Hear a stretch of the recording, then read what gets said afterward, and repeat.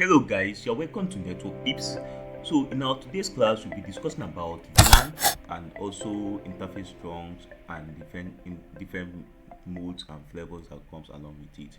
So in our previous video, if you remember, in one of our previous videos, if you remember, we said that a switch have a multiple collision domain, right? And one broadcast domain by default. So a multiple collision domain in the sense that devices connected in a switch, for example, this switch can communicate with one another without their packets colliding.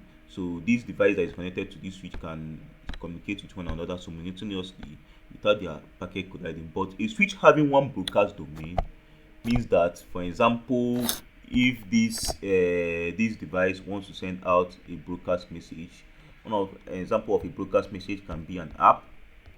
So when this switch send out this message, when this switch receive this message, I mean to say, it's going to forward it out from his whole port. Apart from this port that he received that message from, it's going to send it out to this port as well, going to this switch. So this can go on, can even get more messy if other devices start sending out their own broadcast message on this same domain. So let me say this other device can send out maybe a broadcast message. This one can send out another broadcast, maybe an app or a DHCP request. So this network can get messy, will start getting messy. A lot of noise will be on this network, and it's going to impact on our network performance, and that's when you start hearing users complaining about the network is slow and that kind of stuff. So imagine our senior management team may be connected in this kind of network, so they're not really going to find it that funny, and this kind of. So how are we going to solve this issue now? So that's where VLAN comes in. VLAN allows us, helps us to logically group our ports, which allows us to have multiple broadcast domain. So devices that are connected on the same domain can communicate with one another, and also devices that are connected on a different domain will not be able to communicate with one another. So this helps us to tighten the security on our network. So which means when an attack happens on one domain, it's not going to span across other domains, because that attack is going to be limited only to that domain. The same thing is going to reduce amount of brokers on our network. So we're not going to have brokers when a broadcast happen on this particular domain. Maybe have a broadcast now, it's not going to span across this other domain. So our senior management team person can be here, and if a broadcast is happening here, it's not going to affect him. Will be fine. So it helps us to reduce administrative overhead, helps us to manage these devices very well and implement other access control policies on these devices very well. So you can see, just like here now, this device that is on VLAN 10, this guy is on VLAN 10 as well. They can communicate with one another, but they won't be able to communicate to this device that is on this VLAN 20. The creation of this VLAN as well can span across multiple switch, as you can see over here. So you can see there is a VLAN 10 here, and there is a VLAN 20 here as well. But the devices on the same VLAN, but are connected on two different physical switches, will not be able to communicate with one another by default. Because the interface port that is connected between the interface mode that this switch port will be on by default will be on what they call an access port. Understand? They will be on an access port. So what will determine the operational mode of these switch ports? Understand? So there are ways. There are two types of port that we have. I mean to say, they have access ports and they have trunk ports. So a trunk port, conveys multiple VLANs, while an access port conveys only one VLAN. You understand? So like the access port is going to convey only what they call only the default VLAN, which is VLAN 1, which is used for carrying management traffic. But when our ports are on trunk mode, you understand, they will convey multiple VLAN, which means it's going to convey this VLAN 1 and as well as this VLAN 10 as well on that port. So how are we going to determine the operational mode of our switch port? So if one end of our switch port is on trunk mode and this other end is on trunk mode, for example, we are going to end up having a trunk link, a trunk port, so multiple VLAN can pass through this link. So if we end up having a desirable mode, desirable is more like an individual that is always hunger to have something. So like this port is always desired to have trunk. I want to become trunk, that kind of stuff. So that's what a desirable means, just like the name sounds. It's desirable. You always desire to become trunk. But so if one of the interfaces is on desirable mode and this interface is on maybe auto, you understand, you can call it auto, you can call it dynamic auto as well.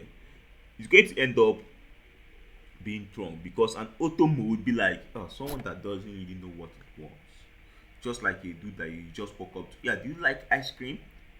Like oh yeah, I like ice cream. Do you like pizza? Like, oh, I like pizza. If I do like water, I understand. So the auto pod doesn't really like understand what he wants. So but desirable really what he wants. So desirable will come to him and be like, yeah, can we become trunk? And he will automatically agree, yeah, let's become trunk.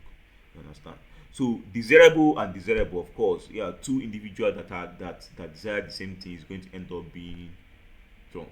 So auto, two confused individual will be like, oh, what do you want to be? I don't know. So they are going to end up being an access port, and this is the default switch mode of our switch port mode of our switch. So this by default, our switch port mode will be on auto, dynamic auto. So if the port is on trunk and this other one is on auto, of course, you know what is going to end up is going to be trunk. So enough of the discussion. Let me show you how this really works in Packet Tracer. So I've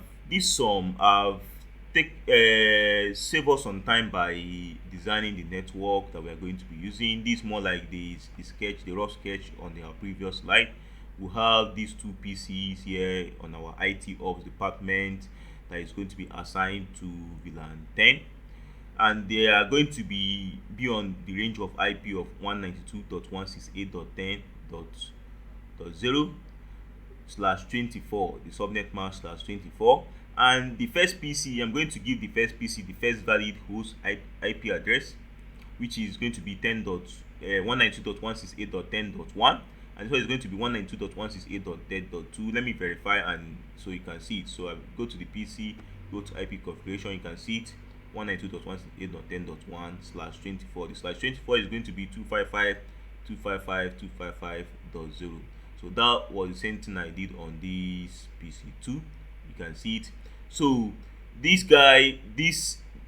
PC is on the same VLAN that is on this other physical switch over here. So they're on blue mark. So I gave it an IP address 10.3 as well. So we have another department, our sales department, which will be on VLAN 20 on this switch. I have also assigned IP address to these switches, which will be on a subnet mask or on a subnet of 192.168.20.1 subnet mask /24. So you can see we have a range of address of 192.168.10.20.0, and they will be on the same VLAN with this other PC on this other switch as well. So let's see how we can set up these devices and assign them to their individual VLANs. So if I hop onto this my switch, I'm going to expand this, go to my CLI, enter my enable mode, So but before I show you how you can configure our VLAN, I want to show you our how our VLAN database looks like by default. So if I show VLAN, it's going to show you my VLAN database. So by default, we have the default VLANs we have VLAN 1. Remember I told you use for convening management traffics. So by default, all the ports on our switch is going to be a member of that VLAN 1. We have other VLANs, which is VLAN 1002 to 1005, which is also our default VLANs. We can't modify these VLANs. So we can create VLANs from 2 to 1001. We also have VLANs from 1006 to 4094. This range of VLANs are called extended VLANs. They are extended VLANs. So we can't create them on the layer 2 switch like this. So that's one of the difference between them and the normal standard VLANs. So let's see how we can create these VLANs. If I hop onto my configuration mode, I can simply create VLAN by typing the command VLAN, then type the number of the VLAN which I want to create. Let me give you a command, a help command. You can see you can create from VLAN from the range of 1 to 4094. So I'm going to type 0, 10. So I've already created my VLAN like this, but remember, for management purpose, for administrative purpose, you can imagine if I do show my VLAN database, I'm seeing VLAN 10, VLAN 100, VLAN 200. It's not going to look. It's not going to be. It's not. I'm going to find it difficult managing this VLAN in near future, and future engineers coming in. Maybe if I later on move on and leave the company, future engineers coming in will find it difficult. Managing this network as well, because you don't know which VLAN and which VLANs, which VLAN, this VLAN, what is it created for, which interface is it assigned for, this kind of stuff. What is the purpose? So I'm going to give it a descriptive name, which is we say that our VLAN 10 is going to be for the IT ops. I'm going to give it name, then IT ops. That's all. So I'm going to create the other VLAN, which is VLAN 20. I'm going to give it name, which is sales. So we have created this VLAN. Let me verify to show VLAN. So you can see my IT ops and sales VLAN. But you can see by default all interfaces are connected to this VLAN 1. So but we want our IT ops devices like this PC1 and PC2, which is on F0/3 and F0/4 on this switch, to be a member of VLAN 10. So how are we going to do that? We enter the interface mode of each and every one of those ports and assign them to the VLAN. I'm going to go to interface F0/3 and do switch port access VLAN 10. Then voila, we already assigned this F0/3 to VLAN. So I'm going to do interface F0/4 to do it for the same one. Bring up my previous command and enter it. So I've assigned it. So one other one is for the VLAN 20 is on F0/2. The interface is on F0/2, so you have to also assign it to it. Interface F0/2. So switch port, going to bring up previous command, change this to 20. So that's one good thing about Cisco, about a CLI. You can recall your commands and just edit and re-enter this again. You don't need to start typing a new command from afresh. So let me verify my configuration. Do show VLAN, for instance. So you can now see my IT ops VLAN now have an interface assigned to it. So we now have this guy F0/1, F0/3 and F0/4. I also have F0/2 also to it as well. So and this guy. So every other ports are still a member of VLAN 1. So let's quickly do the same thing for this other switch now. So enter config t. So let me show you another way which we can quickly create this VLAN. So if I go to this interface, which I want to assign to it, which is f0/2 and f0/3. So if I go to that interface, I can assign it to it. So if I go to enter it in a range mode, like interface f0/2 to 3. So okay, no, interface range f0/2 to 3. So what interface range mode allows us to do, it allows us to issue a command into multiple interface. So instead of going to those interfaces one by one, we can go into it in a range if the configuration that we want to do on those interfaces are like maybe f0/1, f0/2, f0/3. You can enter it in a range and they issue those commands. So for example, now I want to issue a switch port access VLAN 20 because these ports are on VLAN 20, right? Remember VLAN 20. So I'm going to enter. It's going to tell you that, oh, access VLAN does not exist. It's going to create that VLAN 20 for me. I'm going to do the same thing for f0/4.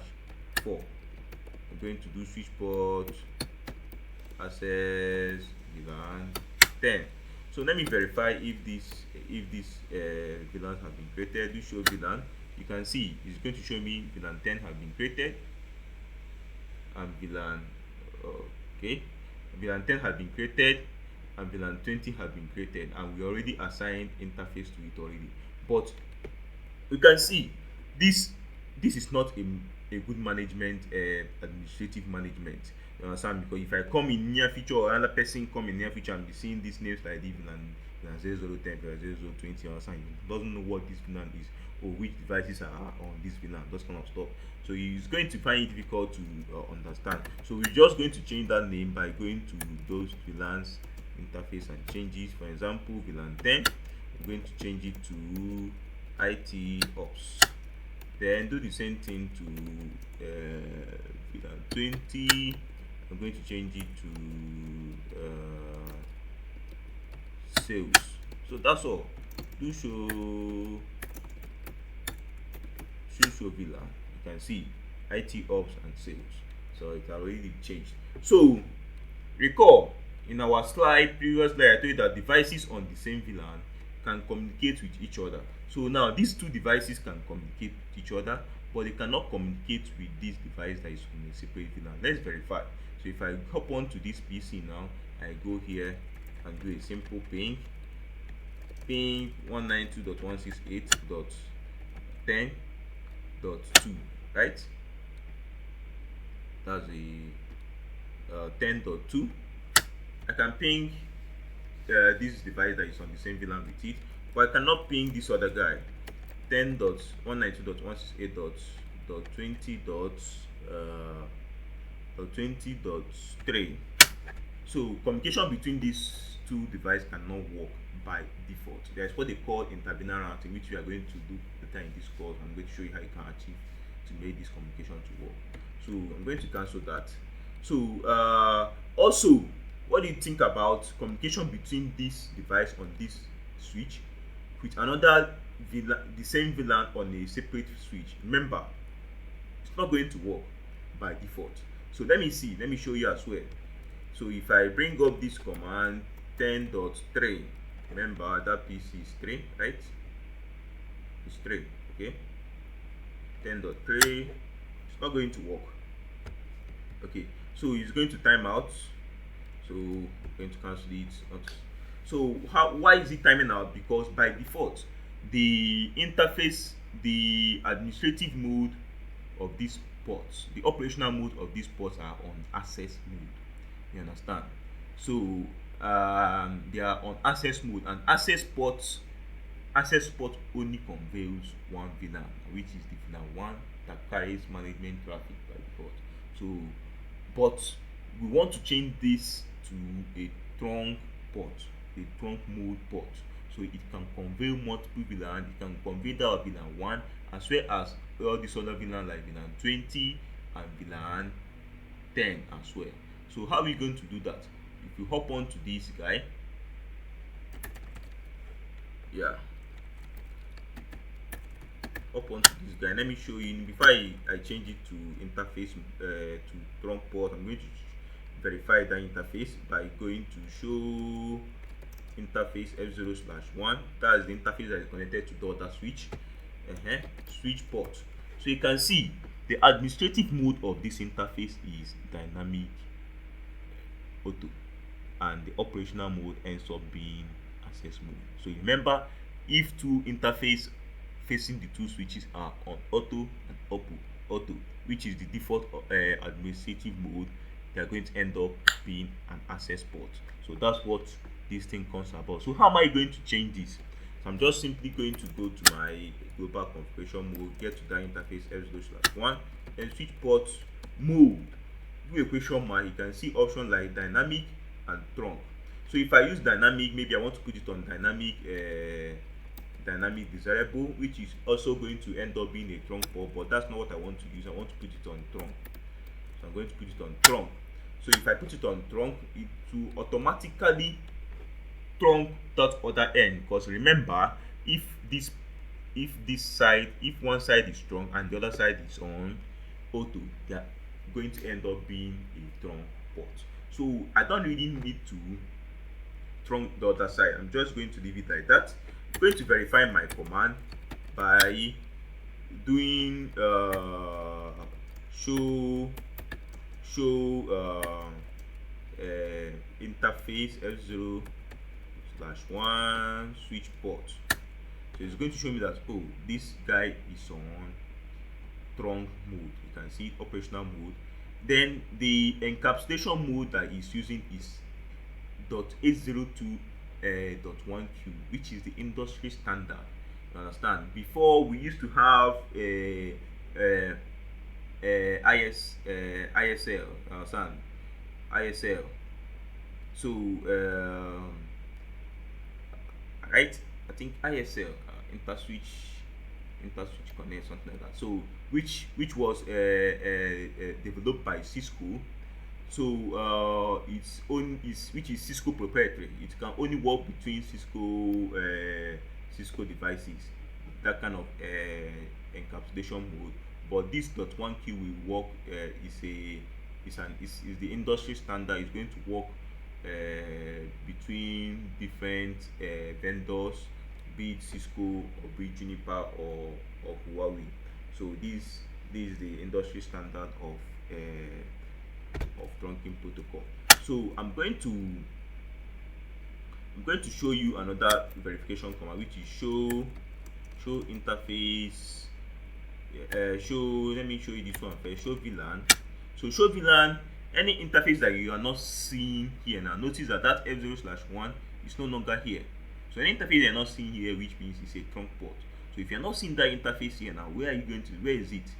So it's going to be on our trunk, which is our trunk port. So if I want to find that interface, I'm going to show interface trunk. Show you all my trunk ports. So it's going to show me all my trunk ports, which is f0/1, which is the only trunk port I have on this switch. So it's going to show me that is on, the is trunking, and the native VLAN is 1, and the is on encapsulation is A02.1s.1q, sorry. Understand? So not ISL, that's interswitch connect, something like that. Then also by default all VLANs will be allowed out of that port. But for security reasons, it's recommended to allow only operational VLANs. VLANs that are in use, because you can see now it's showing that allowed VLANs allowed is from 1 to 1005. So all these VLANs are going to be passing through the port, but VLANs that are allowed and also active in management domain is this 1, 10, and 20. Understand? VLANs that are active in spanning tree is 1, 10, and 20. So how are we going to like reduce VLAN that are allowed out of this port? Because for security reasons, it's not good to allow all the VLANs by default to avoid what they call VLAN hopping, an attack called VLAN hopping. So I'm going to show you how you can remove prune out some VLANs on our port. So if you get to that interface F0/1 and if you want to prune out those VLANs, you're going to do switch port trunk, then allow. You now specify the VLANs which you want to allow. So you can see you can allow all VLANs, which is going to allow all your VLANs, which is already the default by now. Or you can start adding those VLANs like VLAN, let me say 10, we do comma, and 20. These are the VLANs that I want to allow. So I'm going to hit enter. It's going to only allow these specific VLANs to go out of my port. So if I verify it, do show interface trunk. So it's going to see that allow VLAN is only 10 and 20 out of that port. It's not allowing all the VLANs again to go out of that port. So let me show you another command like this allow port. Now if I do allow switch port trunk allow VLAN and I click if I want to maybe feature I have VLAN 30 now that I want to allow. For example, let me create VLAN 30. Let me create VLAN 30 and show you. If I create VLAN 30, so VLAN 30 now. I have VLAN 30 here now. So do show VLAN. I have VLAN 30. Do show interface trunk. You can see VLAN 30 is not allowed out of this port now. But if in future now, okay, I created this VLAN 30, I want to allow it out of this port now, I will just go to that interface F0/1 and do switch port trunk allow VLAN. If I just type VLAN 30 now, what do you think is going to happen? It's going to allow VLAN 30 and remove every other VLAN on our network. That's what is going to happen. So and that's when you start hearing calls like, oh, what's happened? We don't have network because we already know that VLAN 10 or 20 is not going out of the network out of that port again. So I'm just going to hit and I'm going to see do show interface trunk. Interface trunk. You can see it's only VLAN 30 that's allowed again, and every other VLANs are removed. So how am I going to safely add these VLANs without removing the previous the already existing VLAN that are there already? So I'm going to use switch port trunk allow VLAN, the command add. So I'm going to add 10 and I'm going to add 20. Okay, I think 10 20 is that the command. Okay, I think he's going to add it one by one. And 20 to show VLAN. So you can do show interface trunk. So you can see VLAN 10, 20, and 30 is not allowed out of that port. So you can see other allowed command, other VLAN allowed command that you can use. You can add every other VLANs except this one. You don't want this particular VLAN to be allowed. You can remove every VLAN. Don't want any VLAN to pass through this port. You can specifically remove one VLAN by using the remove command. Maybe you want to remove the VLAN 30 now. You can do VLAN 30 and to remove VLAN 30 to show interface trunk. So VLAN 30 is no longer there again. So that's all about VLAN and the trunk and interface trunk and different flavors that comes along with interface. I know that at first this might seem overwhelming, but try and rewatch this video over again. You understand? Follow up with the series of the command. You can pause it at which jot down the commands and see how I type those commands. It's very easy, but rewatch it. If you have any confusion, have any question, you can drop me a comment on the comment section. So with this, this is going to be the end of this video. I'd like to thank you for watching. See you in the next video.